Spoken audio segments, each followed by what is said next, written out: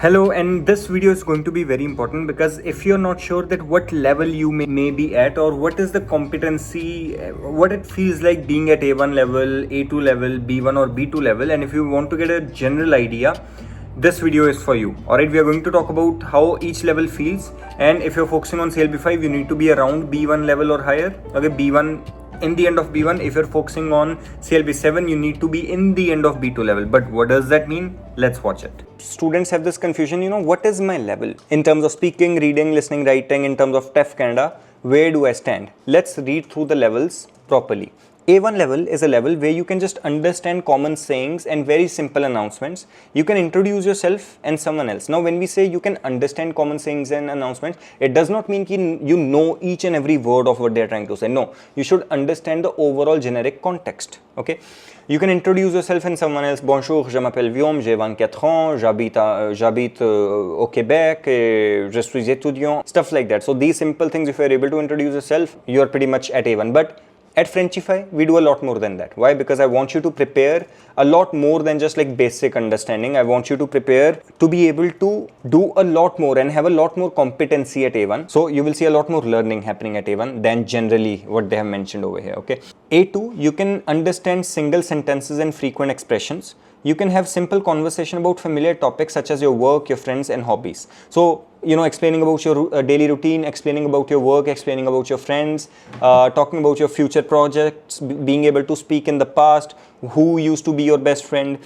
You should have an on-spot ability to talk about these things. See, over here, if you do not have an on-spot ability, I would recommend you to practice more speaking. You don't have to be perfect in the pronunciation, you don't have to be perfect in the grammar, but at least you should be able to conjugate the sentences on spot and formulate the sentences on spot to be able to talk about these things. Okay, so again, the speaking that one expects at A2 is not perfect, but it's just being able to present your idea, being able to express what you're trying to say.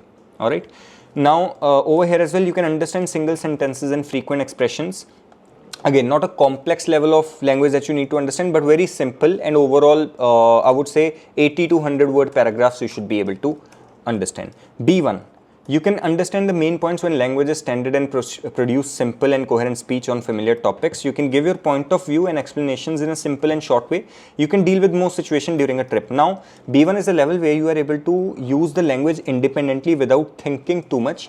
Still doing mistakes, still making grammatical mistakes, but not that big of an issue because again, grammatical mistakes will even happen at B2 and some will even happen at C1. So grammatical mistakes are usually not the problem. The problem is how precisely you are able to just use the words and explain or express your ideas. Okay. Now B1 is the level where your expression of ideas and your explanation abilities become a lot more stronger. And then B2 is where you can understand the main points of the complex text and communicate with spontaneity and ease. This means that you are able to understand texts in news articles. All right, you can express an opinion on current topic and talk about pros and cons. You are able to pick a topic and you are able to express your opinion. Personnellement, je pense que c'est pas mieux, c'est pas une meilleure option pour la partie de la population. You are able to create such structures which are higher level with a good comfortability in them. Okay, and talk about pros and cons. Again, they have mentioned it more generally, but there is a lot more that goes along studying B2. You can talk about past events and report someone's word. Okay, selon lui, ce n'est pas une bonne chose. Selon moi, c'est parfait. Selon toi, selon eux, and more. Okay, B2 is the level where you are able to now properly flex your language. You have understanding of most structures, most day-to-day plus some advanced structures, and this is where your B2 level stands. In terms of listening and reading, you should be able to comprehend news level reporting and news level audios. Writing, your structure should be very specific and your structure should not have Anglicism, which is English to French literal translation. This is where your B2 level will stand. Okay, C1, C2, again, that's master. You can read it over here as well, but your target would be B2.